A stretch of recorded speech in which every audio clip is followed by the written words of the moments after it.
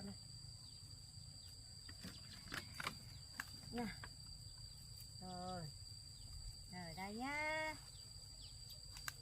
ăn con nha.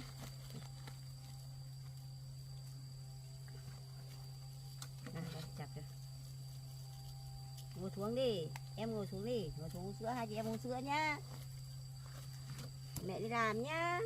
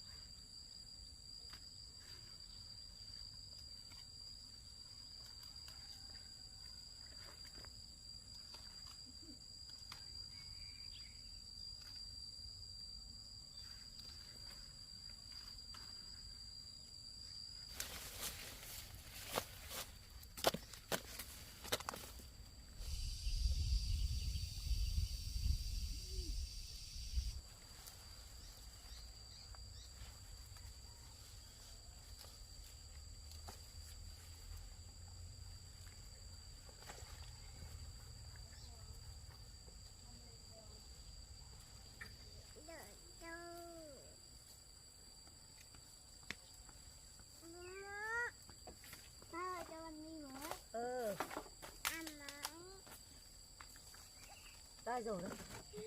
Rổ con này.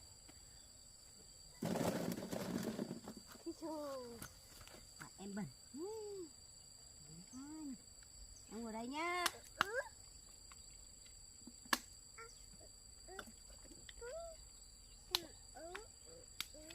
Em ngồi đây em chơi nhá. Mẹ đi làm nhá, là con đội mũ vào, qua đội mũ vào. Rồi đi.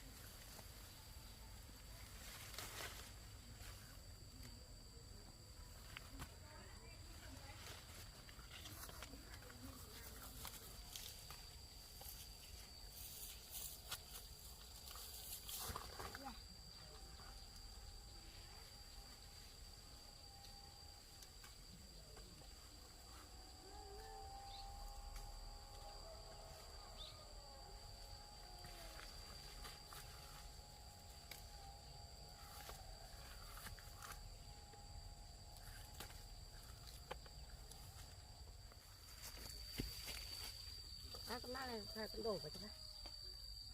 Rồi, bưng cái này này. Đổ vào gùi cho bác nhé.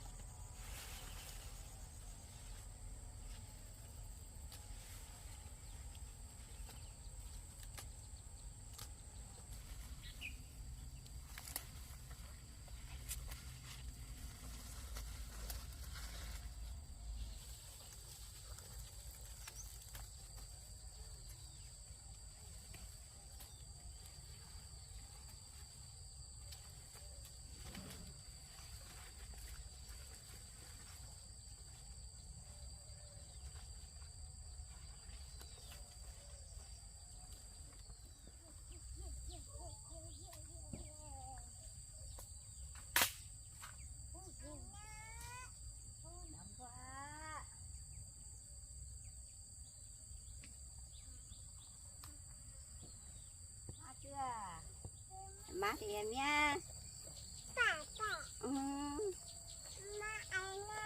Má em nhá.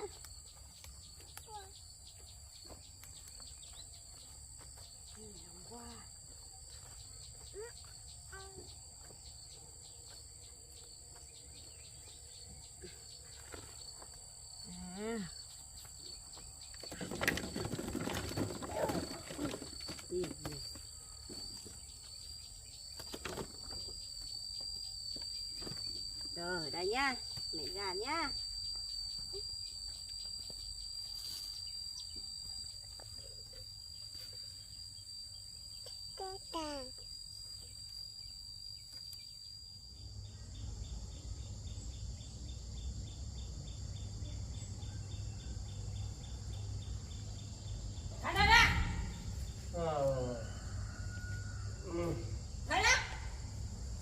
Thế bà chị nhận đội chưa?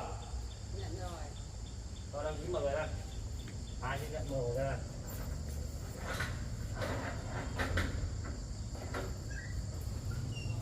Đây rồi, đây.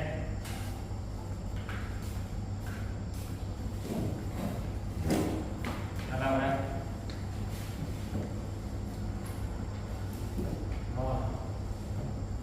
Đây bà hay. Bà làm gì rồi đâu này? Tôi biết đâu, bảo tôi khai tôi có làm gì mà bắt tôi khai. Thế bây giờ cái hành vi của bà là bảo hành con dâu của nó ra khỏi nhà này, đặt đánh nó. Không biết đâu. Bây giờ bà vừa với bà thì bây giờ bà đi đâu bảo là bà nhận tôi. Các đồng chí cho tôi nhận thôi chứ tôi biết đâu. Thì tôi nhớ từ cái ông bọn tôi nhốt bà và khi bà tôi bảo bà nhận tội mà bà có nói nhận tôi mà bà nhận tội, thế thì tôi có đâu rằng bảo việc bà bạo hành con dâu đuổi con dâu ra khỏi nhà đánh con dâu, bà vừa nhận không bảo không nhận. Cái đồng chí cho Cái tôi tội nhận là thì tôi rất nhận. lớn. Tôi không biết đâu, thả tôi ra. Bây giờ cái hành vi của bà đi rõ vào đây rồi, bây giờ bà phải trách nhiệm bà là bây giờ bà làm bà có trách nhiệm. Bây giờ bà có nhận tội thì chúng tôi cho về, còn không nhận tội chúng tôi vẫn cho đây. Các đồng chí lấy bằng chứng vào đây thì tôi nhận. Không bằng chứng gì, bây giờ bà nhận rồi thì còn tôi hỏi bà, không bà mà đánh con dâu đấy thì có một bà rủ người đi cùng có đúng hay không? Tôi không có tội, tôi không nhận đâu. Thế là bà nhận tội thì bà đi ra còn bà cũng vẫn giúp bà. Các đồng chí cứ dồn ép tôi nhiều thế này, tôi không biết đâu, tôi không nhận đâu. Không phải là dồn ép bà mà có nghĩa bây giờ bà có tội là bà phải nhận. Vì là bây giờ con dâu của bà hay lên đây khai báo chúng tôi nên chúng tôi phải đến để làm việc với bà. Đấy, nhiều lần là đến là bà phải chạy trốn rồi. Khai báo bây giờ nó cũng phải có bằng chứng, bằng chứng ở đây thì mới khai báo được, chứ bây giờ cứ dồn ép tôi, bắt cho tôi khai này, tôi không khai được, tôi không biết đâu. Rồi đồng chí đi đến tìm gọi Thu về đối chống với bà. Đồng chí đi.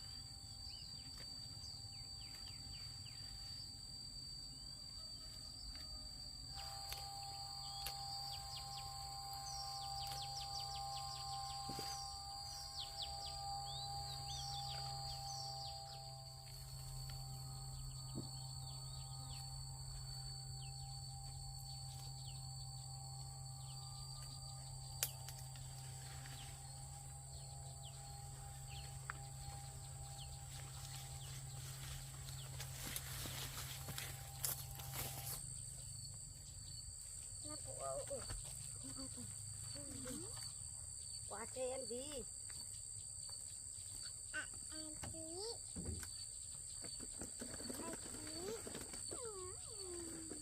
Quạt cho em tí cho em nó mát. Ok.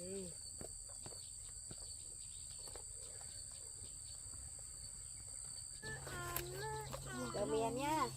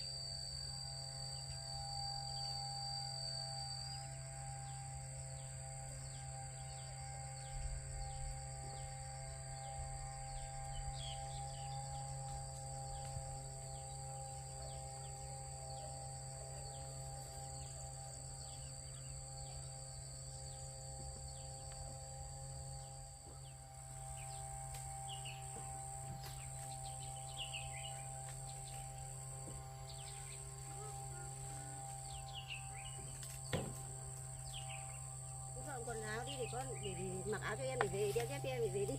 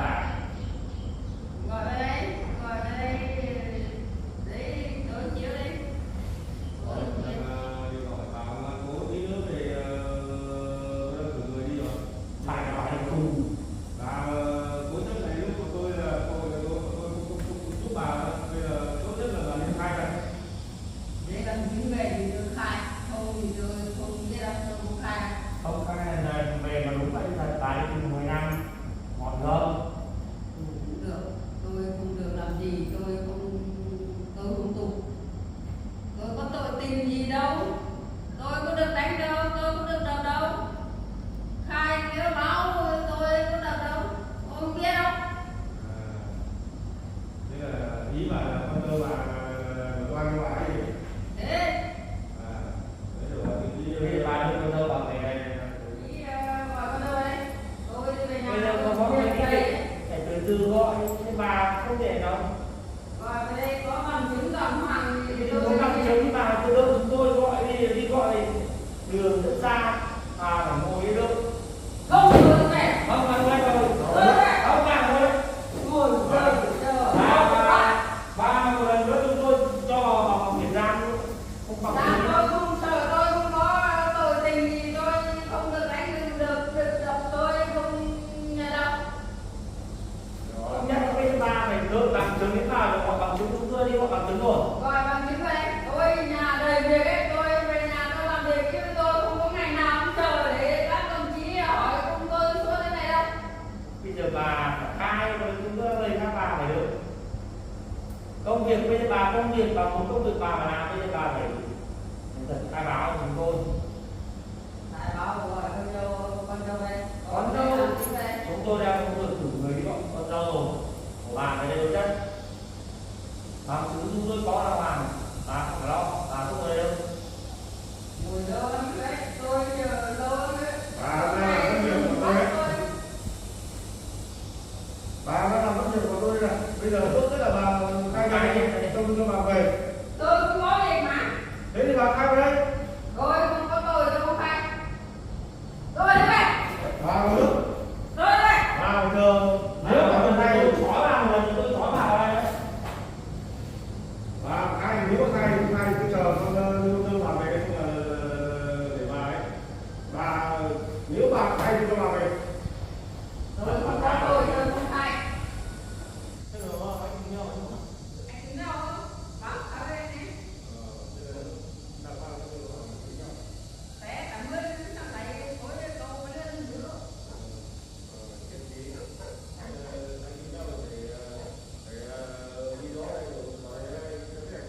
Không thì tôi có mấy yêu.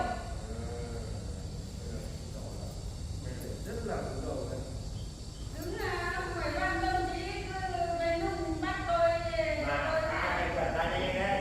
không khai. Tôi không có tội gì tôi không khai.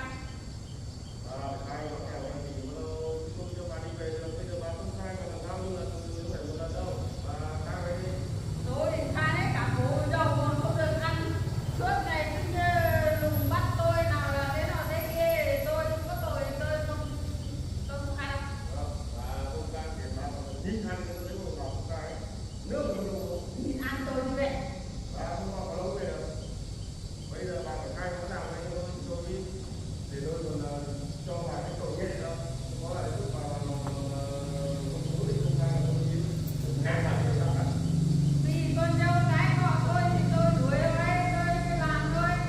Ngoan ngoãn thì tôi cũng chẳng đuổi các con để làm gì. Về đời.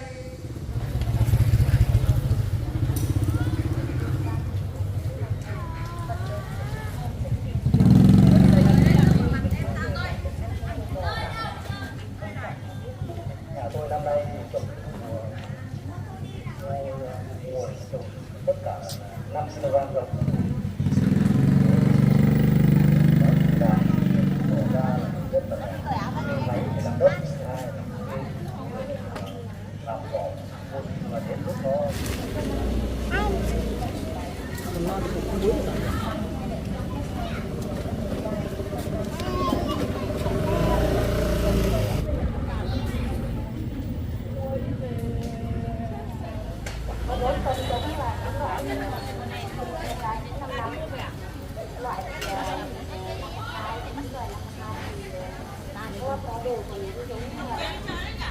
mười nghìn cân mới mua vào đỗ 8.000.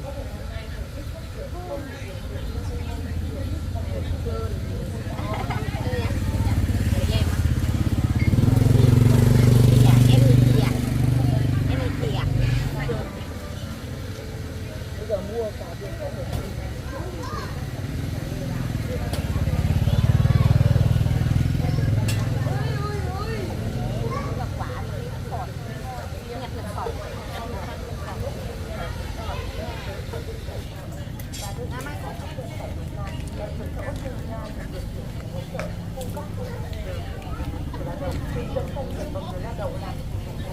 con kia nó không cân vào mua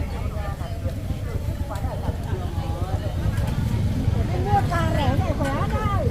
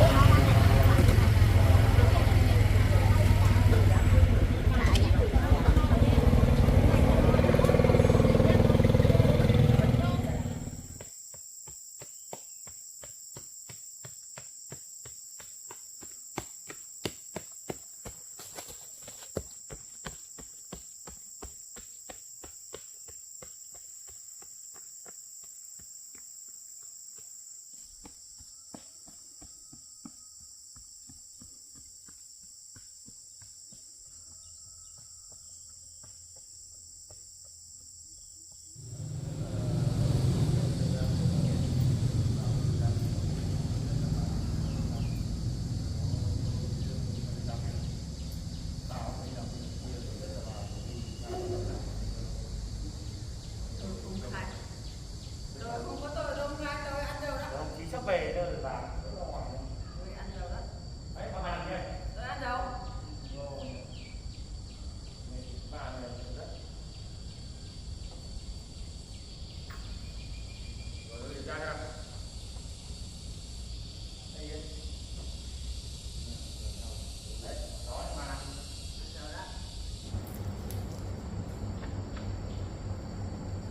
Bà mày lắm chuyện không để. Đói thì tôi ăn chứ. Ăn. Tôi có ăn cơm đâu, uống nước đâu, tôi ăn dầu mà. Các đồng chí không cho tôi ăn thì cơm không cho tôi ăn, nước không cho tôi uống thì tôi ăn dầu. Bà cứ nhận luôn từ lúc ban đầu rồi bây giờ bà được ăn cơm không? Nhận thì tôi có tội gì mà tôi nhận. Chờ bà cho bà ăn tí nữa, chờ không đâu bà về xem bà đối chất nữa. Bà đừng mất nhiều thời gian của tôi thế này, hôm nay mà đối chất mà bà sai là tôi còng luôn bà vào cho bà đi tù luôn. Tôi cũng mất mà, tôi cũng mất việc mà. Đấy mất việc thì bà đi khai về ăn xong bà khai về. Khai thì tôi không có tội tình gì con dâu thôi, tôi làm thôi, tôi biết đâu.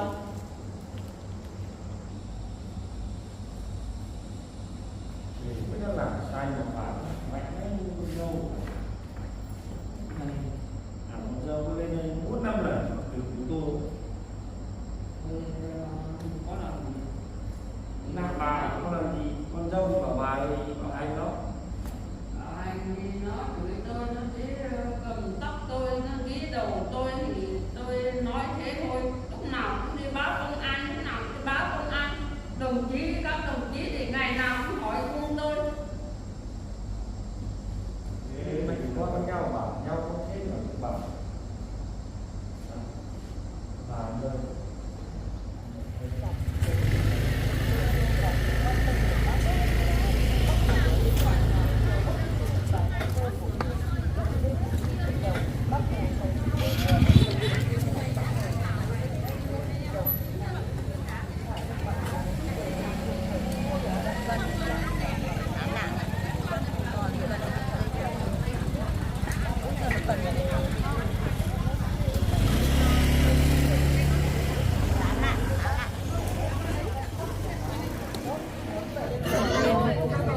một con sáo gần một con bạch.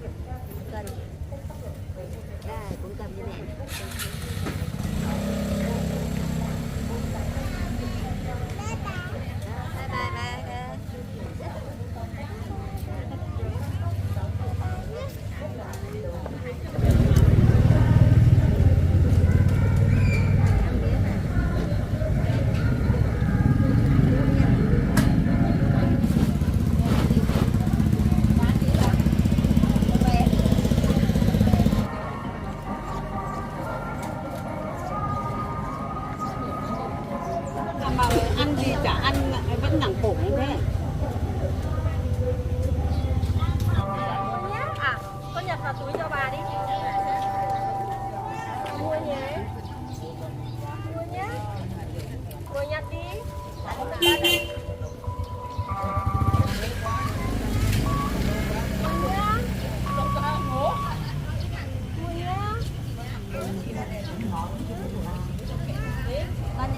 À, bắt được cái này.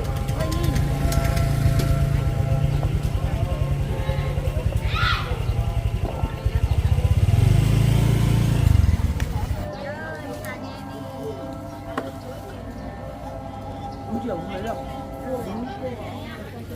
Bây giờ thay đâu Thay bánh bạn. mời quý vị và các bạn nên thông tin đem chính này và làm màu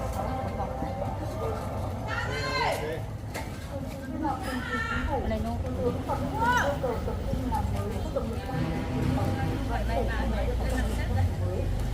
đặt à này chị đặt ngon.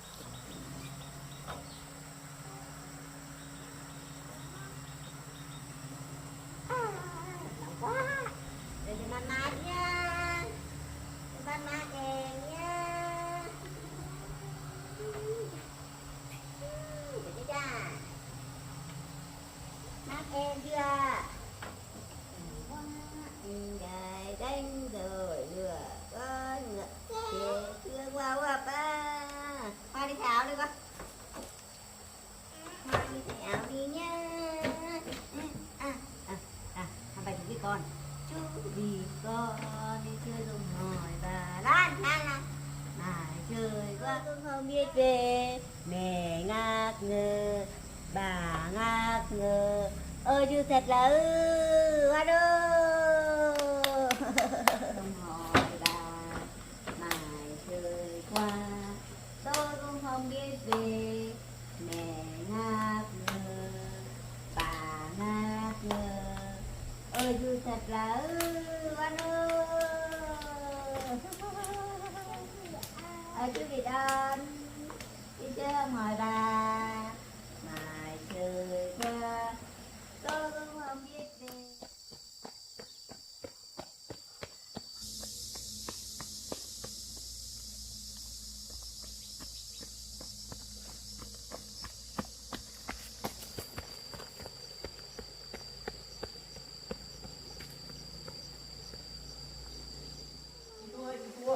Dạ, có cái gì đấy? Chúng tôi đã bắt giữ được Hùng lĩnh, chị bây giờ mời chị lên được công an để giải quyết. Bây giờ tôi chúng tôi mặc áo đấy.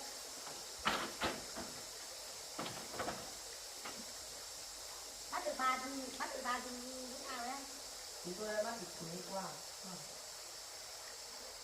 Chị có đồng chí không?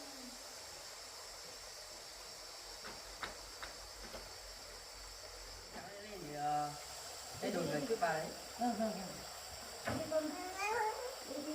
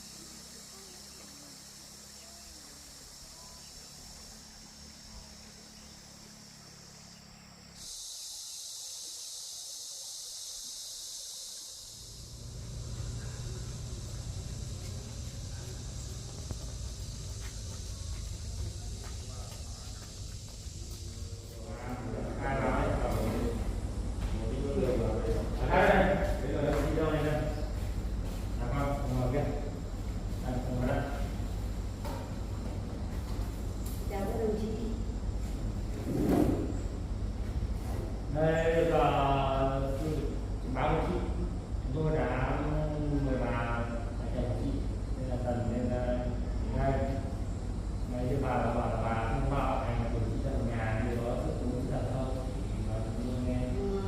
Không, các đồng chí ạ. Mẹ chồng tôi là rất bạo hành tôi rất nhiều lần khi chồng tôi đi vắng. Bà mẹ chồng tôi với bà mẹ dì em của mẹ chồng tôi là đến đuổi mẹ con tôi ra khỏi nhà. Điều đó phải xem là đúng không bà? Nó láo thì tôi đuổi. Bà ấy đánh đuổi mẹ con tôi ra khỏi nhà mà bây giờ là tôi là mẹ của con tôi là không chỗ ở. Tôi đi ở hẳn ở gầm cầu rồi nhưng mà bà ấy rất không tha cho tôi. Điều đó không thật không bà? Vì nó láo quá thì tôi phải phá, tôi phải đuổi. Láo đi con láo đâu, mẹ cứ đến mẹ đuổi con đi. Tôi hỏi là đất đấy là của chị hay là của bà? Đất đấy là của mẹ chồng tôi cho vợ chồng tôi đi ra ở riêng. Thế bà đã xác biết là đất đấy là cho vợ chồng của con dâu như bà? Tôi cho con trai tôi chia cho con dâu. Lúc nào con trai tôi chưa sang tên gửi hộ đâu. Thế bây giờ bà đã cử con dâu ra nhà phải không? Đó. Thế đấy thì sao tại sao hôm nay tôi hỏi bà là không? Bây giờ bà là vậy? Giờ vì các đồng chí hỏi tôi nhiều quá tôi phải khai ra. Thế bây giờ hiện tại là chị đang ở đâu? Mẹ con tôi chả cho có chỗ ở, thế mẹ của con tôi bây giờ đang ở tạm ở gầm cầu. Thế chị cho tôi hỏi là trong thời gian chị ở gầm cầu đấy bà có qua lại đánh đập gì chị được không? Có. Mẹ con tôi đang đi chợ về đấy, bà dì đánh đón ra đường đánh mẹ con tôi. Điều đó có phải mà bà có đánh không? Đấy, rồi bây giờ bà cãi, bà đánh mình giành một cãi. Đây này, đứa trẻ con này nó bị từ hôm đấy nó sợ, nó không dám nhìn vào bà ấy. Tôi không được đánh đập, tôi không nhận, tôi không biết. Đây là cái hỏi cả con gái lớn của tôi này. Con cho bác hỏi thế bà có được bà có đánh mẹ con không? Đấy. Thế trẻ con mà mẹ về hai mẹ các ba con ở bà đánh. Nó láo quá thì nó chửi tôi thì tôi phải đuổi, tôi phải đánh. Rồi thì cho hỏi là chị gái trong thời gian thì báo và chị gái phải ở gầm cầu bà có đến phá hoại có phải không? Có, bà đến gầm cầu phá hoại. Hôm trước tôi vào đây trình báo lại cho các đồng chí là bà đến gầm cầu phá hoại. Xong thì có hai đồng chí, tôi bảo con gái tôi đi gọi, có hai đồng chí đến hồ tôi đuổi bà ấy. Từ hôm đấy thì không thấy gì nữa. Bà có được đến phá không? Láo quá thì tôi phá. Còn càng láo tôi càng đuổi. Đồng chí biết cho tôi gọi là những lời khai của bà ấy.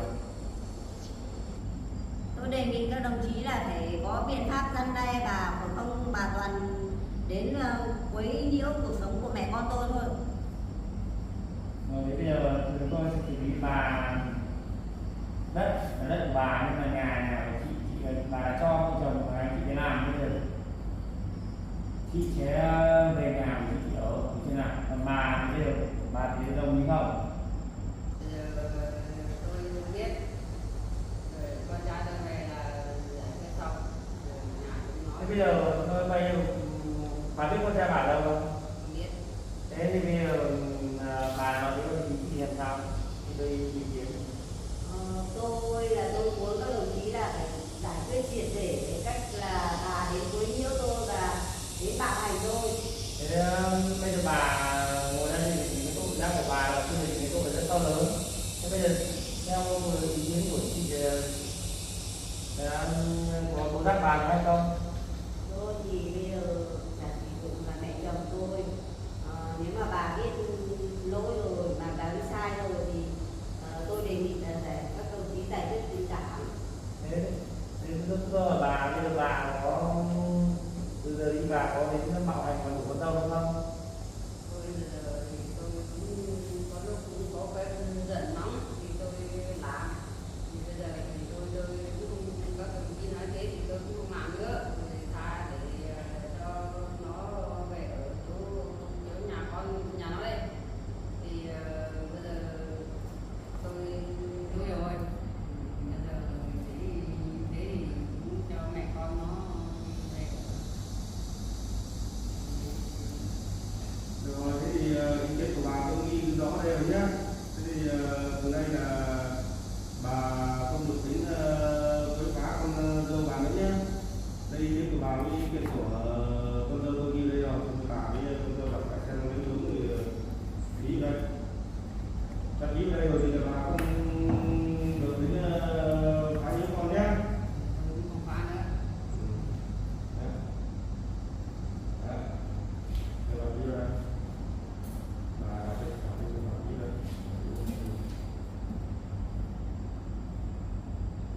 Rồi. Rồi thì bà đã nói với mẹ con về cuộc sống về mẹ con nói với bà thì con mình bà không nên quấy phá con mình nhé. Tôi cũng không quấy rồi. Vì mẹ con về thì chết chị về rồi nữa và sau thì bà cũng nói con cái đấy nhá. Vì mẹ xin đứa con. Nhưng mà mẹ bố thì chị bỏ qua cho bà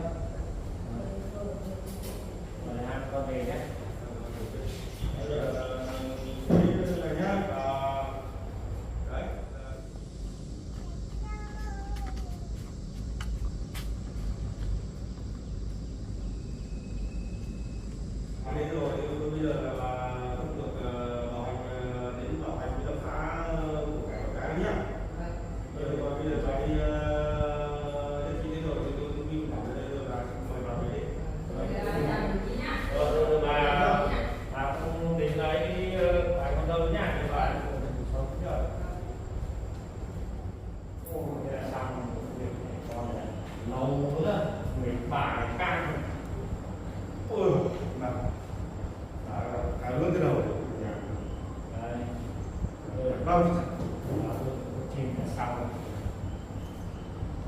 Còn thực ra thì mình nghĩ vậy. Ôi.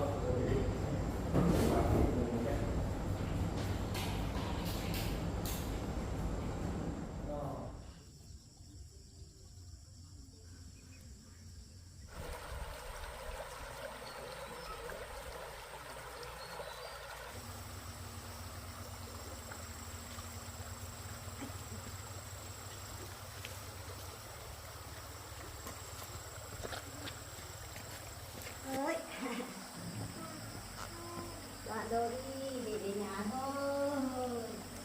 Đi về nhà rồi, để em ngồi đây nhá, để mẹ chị gọi ngồi nhá. Có quần áo không?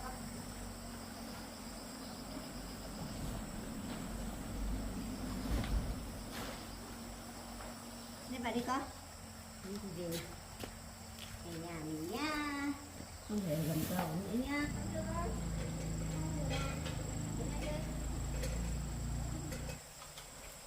Chưa con?